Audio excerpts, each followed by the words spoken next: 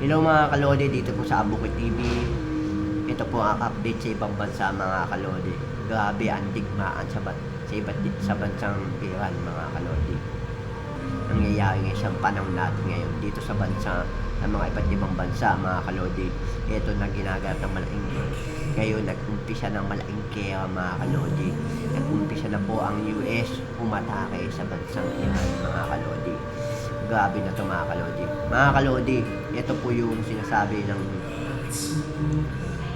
mga panahon na mapanganib mga kalodi. Grabe mga kalodi. Sana maging matatag po tayo sa mga kababayan natin sa iba't ibang bansa mga kalodi. Sana mga kalodi na tatagan yung inyong loob. Yan. Kapag alam niyo po ang safe kayo, doon lang kayo manatili po kayo sa inyong lugar mga kalodi. Grabe na po ito. Mahihirapan po ang ating mga kababayan sa ibang bansa mga kalodi. Ito po, panoodin niyo po nangyayari itong bansang ito itong gaya mga kalodi. What this mga kalodi. Tapusin niyo po ang video ito mga kalodi.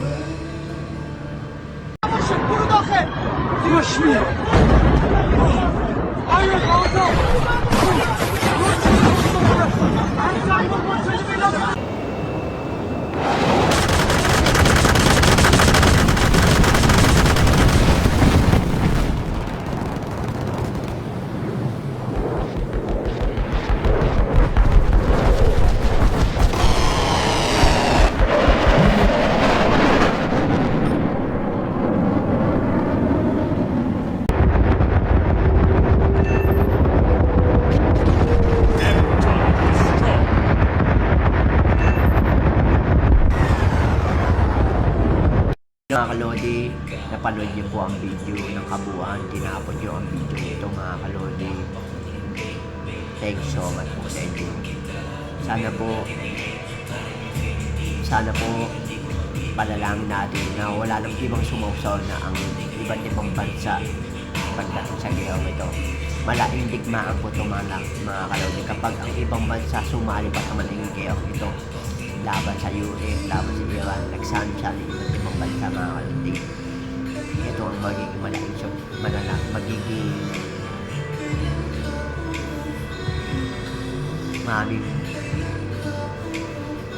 maraming babagsak na company sa iba't iba. Babagsak ang ekonomiya mga kalodi sa lahat ng bansa mga kalodi. Sana maging lesson sa atin itong bansang ito mga kalodi. Yan, sana maging matatag po tayo mga kalodi. Sana dumating sa panahon natin na hindi na sumali ang bansang Pilipinas. Alam ko ang bansang Pilipinas may hirapan po makipaglaban sa China o sa Iran dahil wala tayong depensa mga kalodi. Dahil hindi binuo ng bansang Pilipinas ang pandigma mga kalodi. Wala tayong laban sa bansang malalaking bansa kapag sinakop tayo sa bansang Pilipinas. Palalangin natin sa Diyos na hindi madamay ang bansang Pilipinas mga kalodi sa mga agitan ng iba't ibang panig ng mundo, sa iba't ibang panig ng bansa ng malalaking kontinente.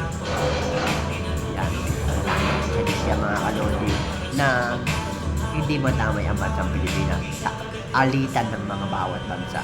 Yan, maraming salamat mga kalodi dito po sa Abukid TV na ina-update ko po kayo sa mga nangyayari sa iba't ibang panig ng mundo. Yan, maraming salamat mga kalodi. Thanks so much. Shout out sa inyo.